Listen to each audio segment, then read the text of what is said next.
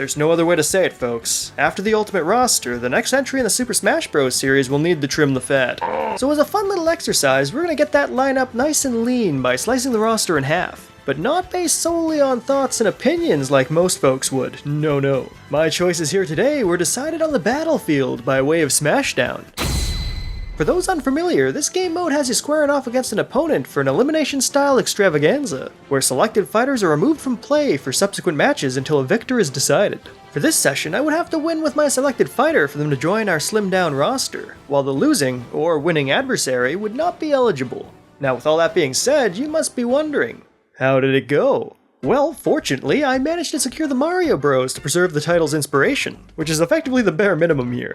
There were a few fighters that I thought were non-negotiable to claim for the roster, so I put my favorites aside at the start to try to get them, and I managed to net all but one along the way. Not because the opponent picked them first like what happened with Olimar, I just lost the match. But I don't want to get ahead of myself. Let's break down our roster selections by series and see how it came together. Alongside the Mario Bros, I ended up locking down Bowser and his son to secure another bundle of familial fighters. As luck would have it, Peach was picked by an enemy, so I couldn't bring her into the fold. Now, as you'd imagine, when the options start thinning out near the home stretch, you have to make some inspired calls, so we also have Dr. Mario and Daisy. Without Peach, that princess doesn't feel right to include, but I've done worse on this adventure. Anyway, Mario-adjacent fighters Wario and Yoshi managed to make it in, and the Metroid series surprisingly saw 3 contenders with Samus, Zero Suit Samus, and Ridley. This feels like the appropriate time to mention that the higher the number, the less prioritized they were.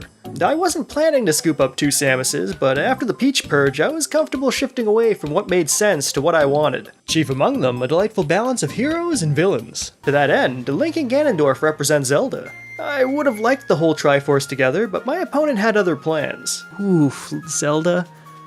That's rough. Donkey Kong continued this trend with King K. Rool, and it worked out well enough for me to scoop up Diddy Kong along the way too. Animal Crossing, Star Fox, and Earthbound secured 2 representatives each, which seems acceptable to me. Pokemon shaped up pretty good too, with Pikachu, Mewtwo, Greninja, and Lucario. It's a good mix of mainstays and popular picks across a couple generations, so no complaints there.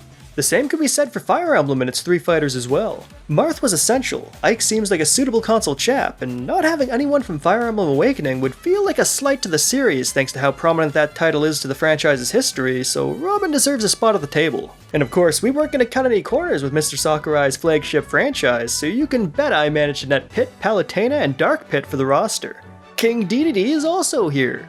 Yeah, unfortunately, the biggest blunder of the session was losing the Kirby series headlining goofball. No! Kirby, no! We lost Kirby. It happened pretty early, and my plan was to just give up on Kirby reps after that, but by the end I just couldn't pick any of the remaining fighters over Dedede. This is... I have to do it. It's forced my hand. King Dedede! If Nick All-Star Brawl has taught me anything though, it's that a platform fighter can just defy convention and add fighters without their leading star, so there you go. Rounding out the rest, we have our retro rep locked in as Rob, and the third-party folks turned out to be Sonic and Hero. All told, here's what the final roster looks like. Wow! Incredible! Generally speaking, it didn't turn out too bad. Kirby, Peach, Olimar, Zelda, and Inkling were the worst losses. I also would have loved Banjo as a third-party contender, but those 5 needed to be there. Definitely more than a few of these folks from my final fights. At any rate, I hope you enjoyed this little twist on a familiar topic. If you want to see how it all unfolded for yourself, you'll find the full VOD at the end slate and down in the description. I'd also be remiss not to mention my Patreon and its many delightful bonuses. Even at the free tier, there's a thumbnail gallery with production anecdotes that are worth checking out. Thanks for your consideration, folks, and I'll catch you next time. Bye-bye!